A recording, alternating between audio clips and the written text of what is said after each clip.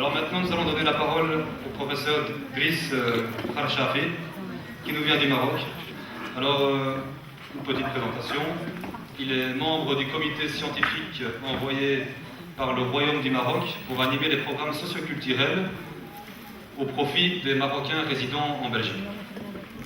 Donc, il est doctorant de l'université. J'avais du mal à prononcer. Ah ouais. Il est encore plus célèbre qu'Al-Azhar. Ouais. Je ne connaissais pas. On en apprend tous les jours. Donc voilà, je vous laisse la parole. Merci. Bismillah ar-Rahman ar-Rahim. Salatu wassalamu ala Sayyidina Muhammadin wa ala alihi wa sahbihi wa sallama taslima kathira. Chers frères, chères sœurs, mes frères croyants, je tiens tout d'abord à noter une chose, c'est que je ne parle pas le français couramment, mais je parle l'arabe avec beaucoup de facilité. Je me suis trouvé ici par destin, pour parler de la nuit du destin. Parce qu'on m'a informé que je donnerai un discours en arabe concernant les finalités du mois de Ramadan, concernant quelques normes de l'islam, telles que l'unité, la fraternité, et que je parlerai encore de la nuit du destin. Alors, excusez-moi si je ne serai pas assez éloquent en français, et j'espère que vous me pardonnez de cette incapacité de parler en français couramment. Et il y a une chose que je dois dire à ce moment, que parmi les grands actes que doit fournir un musulman, qu'il soit arabe ou pas arabe, c'est d'apprendre l'arabe. Tout musulman, qu'il soit arabe ou pas arabe, doit bien apprendre l'arabe. Parce qu'apprendre l'arabe aboutit à bien comprendre les paroles du Dieu et les paroles du prophète Mohammed. Parce qu'on dit que la traduction est une trahison. Lorsqu'on traduit les paroles de Dieu, on n'arrive jamais à donner aux gens le vrai sens et le vrai sens des paroles du Dieu et du prophète Mohammed. Pendant l'histoire de l'islam, il y avait beaucoup de savants et de musulmans qui n'étaient pas d'origine arabe, mais qui ont pu apprendre l'arabe et qui ont pu écrire des œuvres en arabe et qui ont pu donner beaucoup d'efforts et de progrès pour l'islam. Citons par exemple Imam Bukhari, c'est pas un arabe, il vient de Bukhara. Imam Muslim, il vient de Neshabur, c'est pas un pays arabe. Imam Kisa'i, qui est savant en langue arabe et qui n'est pas d'origine arabe. Je voulais dire que apprendre l'arabe doit être un défi pour tout musulman. Parce qu'en apprenant l'arabe, on arrive à mieux comprendre les paroles divines du Dieu. Par exemple, lorsqu'on dit, lorsque le grand Dieu nous dit Innamal mu'minuna ikhwa fa'aslihu bayna akhawaykum,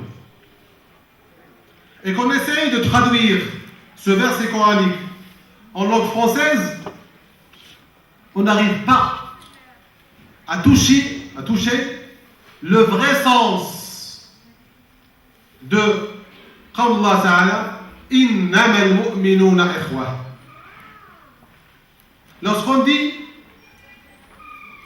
la nuit du destin, qui est en arabe et en langue du Dieu Inna anzalnahu fi laylatil qadr wa ma adraka ma laylatul qadr laylatul qadri khayrun min alfi shahr تنزل الملائكة والروح فيها بإذن ربهم من كل أمر سلام هي حتى مطلع الفجر.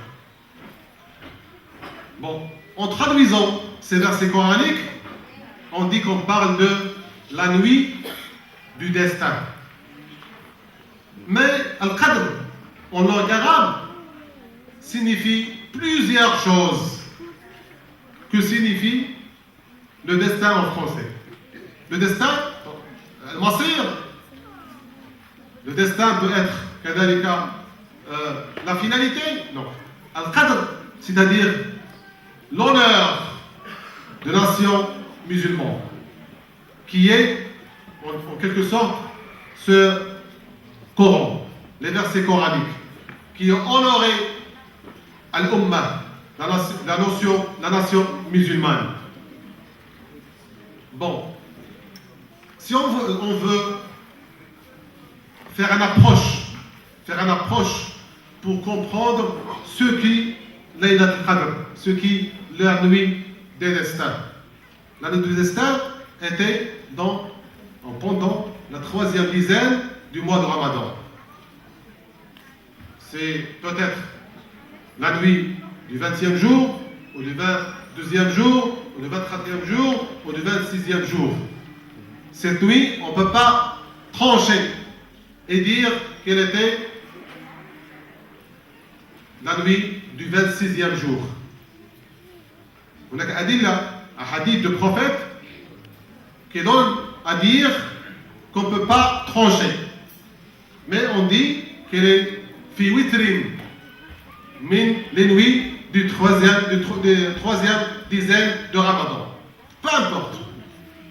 Mais on doit croire que le Coran, en totalité, a été inspiré au prophète Mohammed sallallahu alayhi wa sallam dans cette nuit et qu'il a été réparti plus tard durant 23 ans, l'ère de la Mecque et l'ère de la Médine, tout le Coran, selon les besoins, selon les incidents qui ont été pendant l'ère de la Mecque et l'ère de la Médine.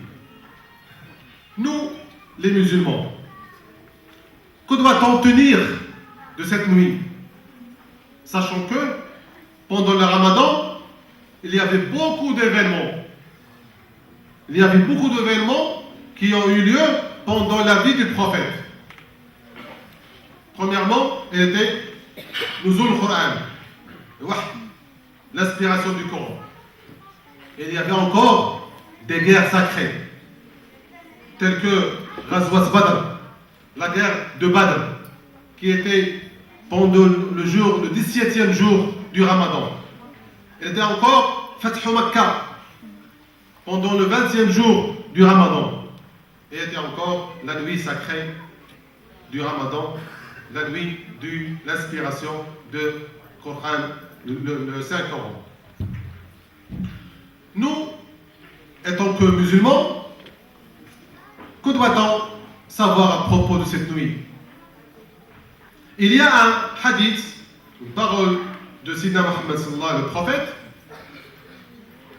قال إن النبي صلى الله عليه وسلم تقاصر أعمار أمته. Le prophète Mohammed sallallahu alayhi wa sallam a constaté que les gens de la nation musulmane ne vivent pas beaucoup. Si on compare avec, par exemple, les gens de M. Noé, qui ont vécu beaucoup d'années.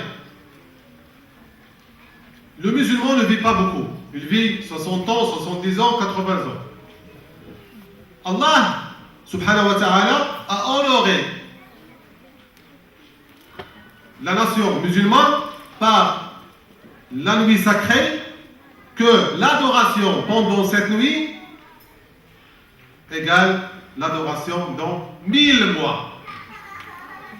1000 mois dans les autres nations avant Sayyidina Muhammad sallallahu alayhi wa sallam. C'est-à-dire qu'on doit fournir beaucoup d'efforts pendant la 3e dizaine du Ramadan, à partir de la nuit du 20e jour.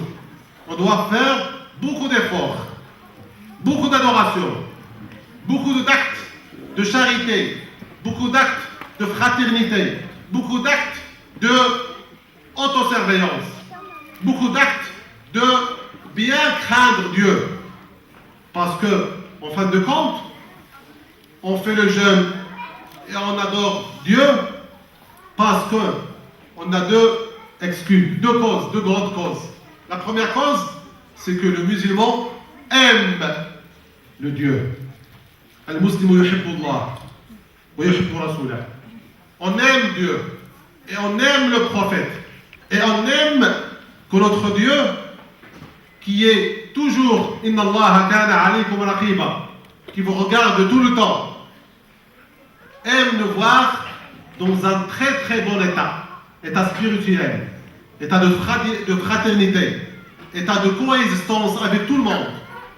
Sayyidina Muhammad sallallahu alayhi wa sallam, quand il est venu en Hijra en Médine, il y avait des juifs, beaucoup de juifs. Et il est resté, lui et ses compagnons, pendant la Médine, pendant plusieurs années, avec coexistence avec les juifs. Cela veut dire que l'islam n'est pas une religion de guerre. Non, la guerre, c'est une solution, c'est une finalité qui arrive après plusieurs étapes de da'wa bis-silm. Faire comprendre l'islam, faire convertir les gens à l'islam avec sagesse, avec sérénité, avec des paroles de Dieu, avec les conduites. Plusieurs gens ont été convertis à l'islam quand ils ont vu que les compagnons de Sayyidina Muhammad sallallahu alayhi wa sallam étaient stricts dans leur vie quotidienne, dans leur commerce, dans leur industrie, dans leurs paroles avec les juifs et les chrétiens. هذا ما يسمى بالدعوة بالقدوة. الدعوة بالقدوة. Guider les gens à être musulmans, non pas par la force, mais par la bonne conduite. Ne pas mentir, ne pas tricher, ne pas lire les gens, ne pas mépriser les gens. Ce sont les normes, les grandes normes de la religion islamique. Inna anzalnahu fi laylatil qadr. Le grand Dieu nous dit qu'il a fait descendre, inspirer le Coran durant cette nuit, Laylatul Qadr. Wa ma adraka ma Laylatul Qadr. Cette nuit est sacrée, elle est honorée. Et je cite, je reviens, qu'on ne peut pas trancher et dire quelle était la nuit du 26e jour du Ramadan. Elle est pendant les 3e dizaine du Ramadan. Laylatul Qadri khayran min alfi shahr. Cette nuit sacrée, elle est préférable. L'adoration pendant cette nuit égale l'adoration pendant 1000 mois. C'est une honoration, c'est un prestige. pour les musulmans. هذه منزلة هذا فضل كبير. C'est un prestige, c'est une honoration pour les musulmans et musulmanes. تنزل الملائكة والروح فيها. Les anges descendent du ciel aux terres. Pourquoi? Pour regarder ce que font les bons croyants qui implorent Dieu, qui demandent à Dieu de réformer leur réalité, d'être plus près du Dieu, être plus près du Dieu. C'est une épreuve pour tout croyant de s'abstituer et de faire des efforts pour être près de Dieu. Allah Ta'ala يقول في الحديث القدسي أنا عند ظن عبدي بي وأنا معه إذا ذكرني. Si tu te préoccupes pendant ton temps à dhikr Allah, à manipuler votre langue, à dire Allah, Allahu Akbar, La ilaha illallah, La ilaha illallah, Subhanallah, Alhamdulillah. Vous voyez, mesdames et messieurs, qu'on ne peut pas dire le dhikr en français. Impossible. Subhanallah, Alhamdulillah, La ilaha. Quand tu dis La ilaha illallah, tu te sens une quiétude, une sagesse. Par contre, quand tu dis en français, il n'existe que Dieu, que le grand Dieu, ça ne veut rien dire.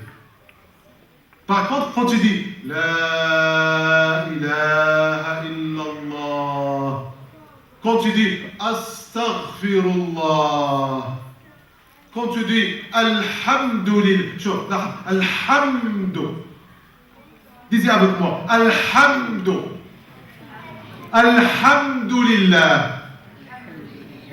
Quand tu dis Alhamdulillah en arabe, ça n'a rien à voir avec implorant Dieu en français. Rien à voir. Parce que la langue arabe, c'est une langue sacrée. L'aura muqaddasa. Et c'est la langue que va le grand Dieu nous parler avec le jour de la يوم الدين يوم الحساب يوم القيامة حينما يقال للواحد منا سيقال لنا. On va nous dire pendant le jour divin اقرأ كتابك كفى بنفسك اليوم عليك حسيبا. Lis ton livre de tes actes que tu as commis pendant votre vie. وفي حديث آخر في حديث le grand Dieu va nous parler directement, sans interprète. ما منكم من أحد إلا وسيكلمه ربه ليس بينه وبينه حجاب أو ترجمان. C'est-à-dire, des savants disent que pendant le jour divin, tout le monde, même qui ne sont pas arabes, et ne comprennent pas l'arabe, pourront, pendant le jour divin, parler arabe avec le grand Allah. ما منكم من أحد إلا سيكلمه ربه ليس بينه وبينه حجاب. إذن, conclusion, tout musulman doit fournir beaucoup d'efforts pendant sa vie, pendant son temps libre, pour apprendre l'arabe, pour mieux comprendre les paroles de Dieu et mieux comprendre les paroles du prophète Mohammed sallallahu alayhi wa sallam. Parce que traduire n'est pas la bonne solution. Traduire n'est pas la bonne solution. Il faut être apte حينما تقرأ قول الله تعالى يا أيها الذين آمنوا اتقوا الله ولتنظر نفس ما قدمت لغد واتقوا الله إن الله خبير بما تعملون. Ni le français, ni l'anglais, et ni la langue turque, que je respecte beaucoup. Je respecte beaucoup la langue turque, et la nation turque, et la civilisation ottomane. Mais la langue turque ne peut pas atteindre les secrets des paroles de Dieu. Mes chers frères et sœurs, pourquoi lorsqu'on dicte le Coran en langue arabe exacte et avec une voix et avec beaucoup de sagesse et de finition, les écouteurs pleurent, les gens pleurent. Pourquoi pleurent-ils? Parce qu'ils étaient choqués par la langue arabe et les versets coraniques. Faisons une comparaison. Lorsqu'on entend le Coran en français, en anglais, en espagnol, est-ce qu'on peut pleurer? Pas du tout. Parce que les ondes ne se remettent pas, ne se transmettent pas. Parce que le message n'arrive pas au cœur de ceux qui entendent le Coran. Par contraire, lorsqu'on entend le Coran avec une très fine lecture, on peut pleurer. On peut être bien choqué et bien ému. Allah Ta'ala يقول تقشعر منه جلود الذين آمنوا ثم تلين جلودهم وقلوبهم لذكر الله. تقشعر الجلود. لماذا? Pourquoi? Parce que c'est une langue divine. C'est une langue sacrée qui est l'arabe. J'espère que je me faisais comprendre avec ce français qui n'est pas bien exact, parce que ma langue exacte c'est l'arabe, et parce que je ne voulais pas faire passer cette occasion sans faire passer plusieurs messages. Le message principal que je voulais passer pour vous, chers frères et chères sœurs, que Ramadan, que l'islam, que le Coran est une grande don de Allah. Le grand Dieu nous a honorés avec l'islam, avec le Coran, avec le Ramadan et aussi avec la langue arabe, qu'on doit faire beaucoup d'efforts pour l'apprendre et pour mieux comprendre et mieux saisir les paroles de Dieu. أقول ما تسمعون واستغفر الله لي ولكم السلام عليكم ورحمة الله وبركاته. Je vous souhaite tout d'abord à toutes et à tous la bienvenue et vous remercie d'être présents ici ce soir à la deuxième soirée iftar organisée par l'Union des musulmans de Namur. Je remercie également nos conférenciers et je remercie également tous les bénévoles qui se sont engagés fi sabilillah. Qu'Allah accepte ceci de notre part. Amin. Très rapidement, qu'est-ce que l'UMN? L'UMN est né lors du mois de Ramadan 2012 avec l'organisation d'un souper iftar en collaboration avec quelques membres du tissu associatif namurois, à qui s'est joint spontanément de nombreux bénévoles. La soirée fut un succès comptant plus de 450 partisans. L'idée de rassembler les Namurois, musulmans d'origines diverses, plaisait beaucoup. Mais pourquoi en rester là? Nous, musulmans, avons été trop longtemps divisés, manipulés, trompés, infantilisés, enclins à la victimisation. Et cet insupportable traitement est hélas toujours à l'ordre du jour. Excédés par des années d'immobilisme général à Namur en comparaison à d'autres villes, et partant du principe connu de tous que l'union fait la force, nous avons évalué à sa juste valeur l'importance des enjeux. sortir du repli communautaire, être actif au sein de la cité, exprimer dignement et sans complexe notre appartenance religieuse. La ilaha illallah, Muhammadan Rasulullah. Ce constat nous pose cependant de nombreuses questions et nous invite également à prendre conscience de notre responsabilité devant Dieu et les hommes. Nous sommes censés être des témoins de notre foi et la partager aux gens. Comment le devenir si nous ne respectons déjà pas nous-mêmes les principes élémentaires de notre religion? Si Allah subhanahu wa ta'ala nous ordonne l'union, et si son prophète sallallahu alayhi wa sallam a dit le musulman est le frère du musulman, et aussi n'a pas atteint la plénitude de la foi celui qui n'aime pas pour son frère ce qu'il aime pour lui-même, comment se fait-il qu'il y a encore aujourd'hui une forme de rejet de l'autre sous prétexte qu'il a une autre culture? Comment se fait-il que nous sommes tellement attachés à tout ce qui nous divise et si peu à ce qui nous unit? Cessons de voir l'autre comme celui qui est différent de nous par ses manquements, mais voyons-le plutôt comme celui qui nous complète par ses qualités. De voir constamment le manque de l'autre est une forme d'orgueil. Voir par contre la complémentarité est une forme d'humilité. Tout cela demande évidemment un effort individuel et collectif. Mais il est temps de faire cet effort. Et faisons-le tous ensemble. Faisons tous ensemble de l'UML le prétexte, le moyen de nous unir et de témoigner notre foi. Nous, en tant qu'organisateurs, avons comme engagement de mettre à votre disposition des activités et autres. Et votre engagement à vous doit être de nous soutenir par votre présence. C'est quelque chose de fondamental pour notre avenir et celle de ceux qui viendront, Inch'Allah, après nous. Il faut absolument que nous construisions quelque chose de solide.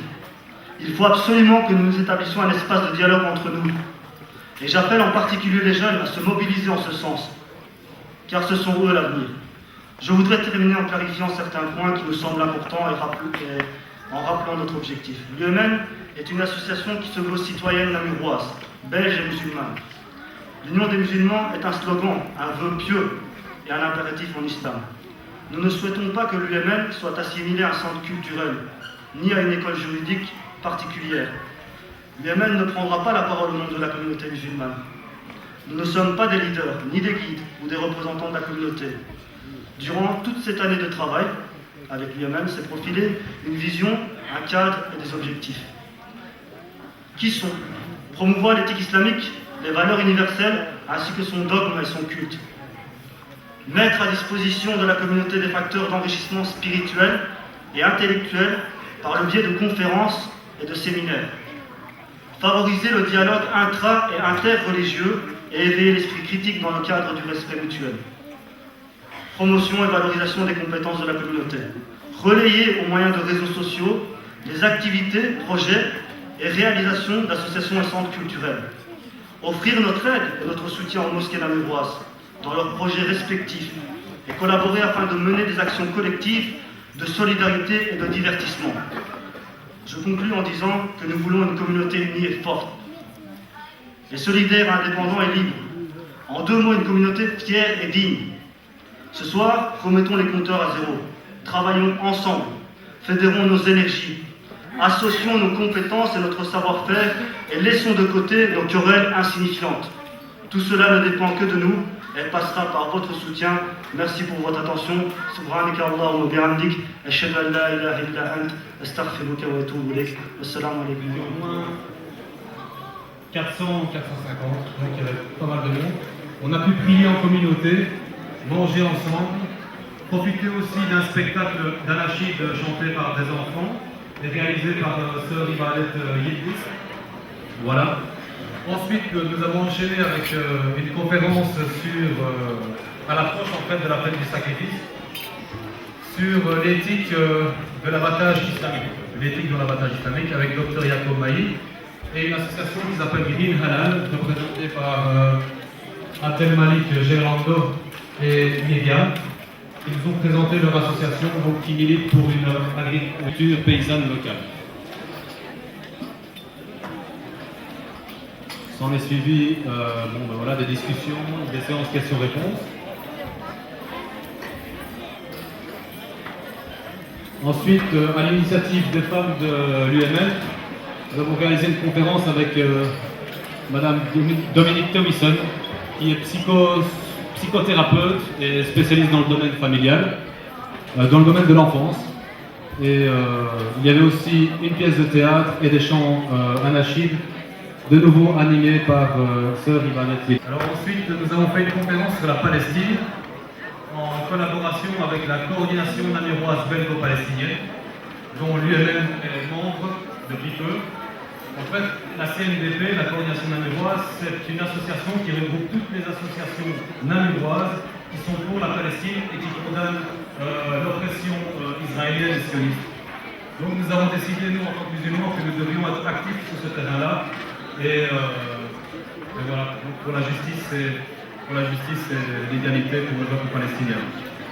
Il y avait pour cette conférence des témoins. Une chaîne médiatique en fait, sur YouTube, Ça s'appelle UMN Tube, ou UMN Media, en tapant les deux mots, vous pouvez le trouver. Là-dessus est répertorié tous les événements de l'UMN, les conférences, les spectacles bientôt, Inch'Allah, et aussi en fait, du centre culturel et des différents centres. Donc le but est vraiment de montrer un panel, de relayer l'information des différents.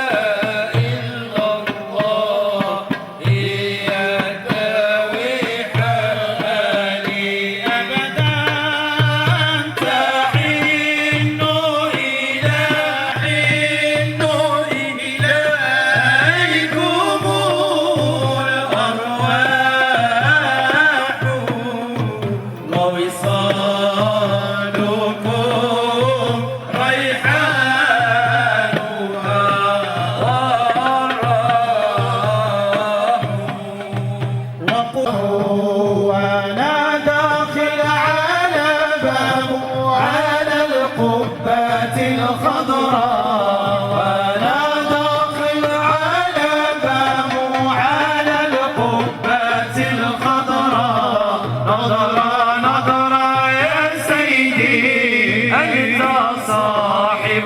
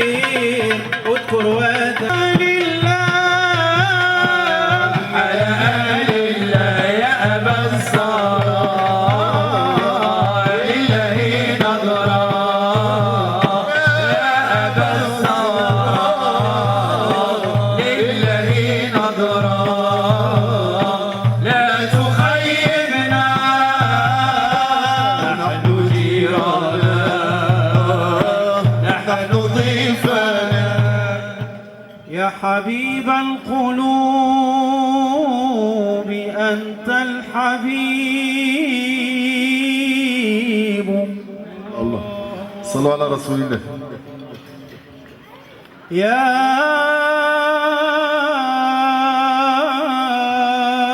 حبيب القلوب أنت الحبيب. أنت أنسي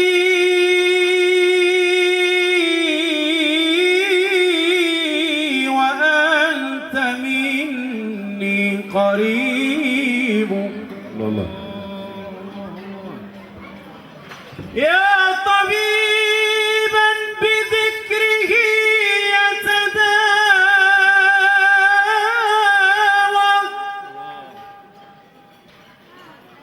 يا طبيبا بذكره يتداوى كل ذي علة فنعم الطبيب.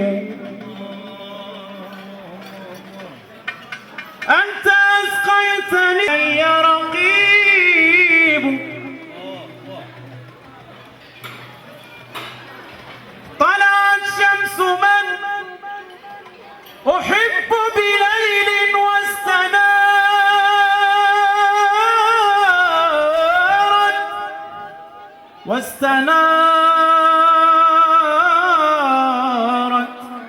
واستنارت فما تلاها غروب. تغرب ليلا وشموس القلوب ليست تغيب.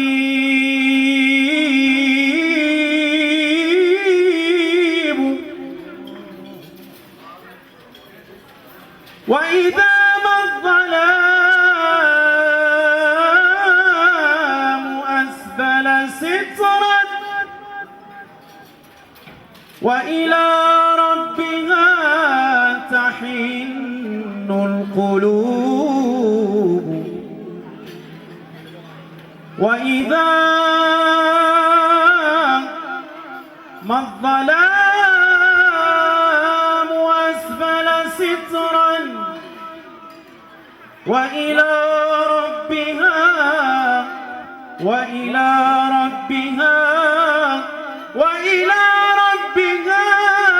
تحن القلوب. يا رويتي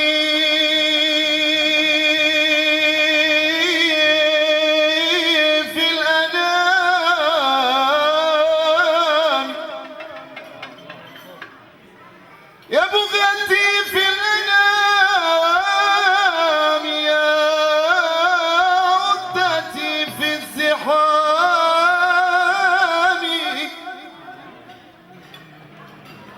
يا راحتي في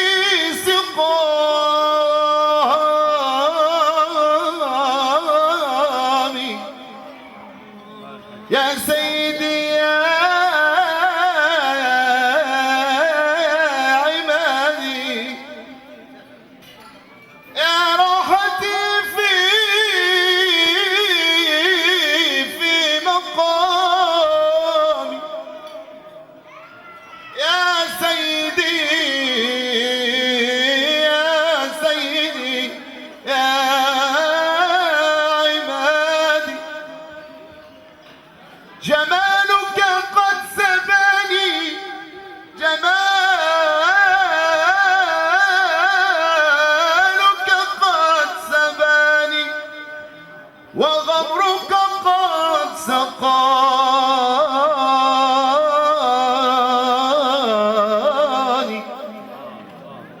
وحبك قد فتني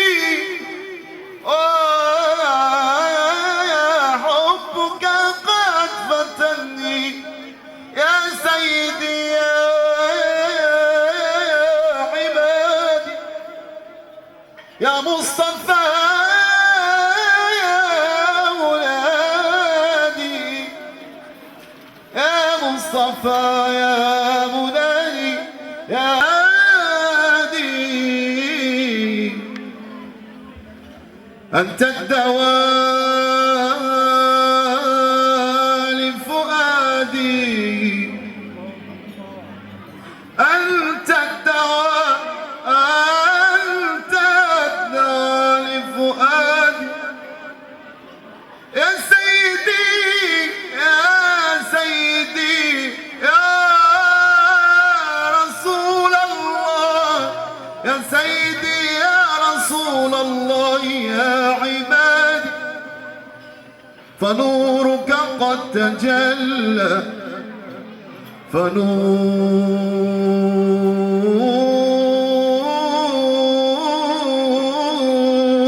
فنورك قد تجلى قدرك قد تعلى أنت الذي بك تسل يا سيدي يا رسول الإله الله الله الله الله الله الله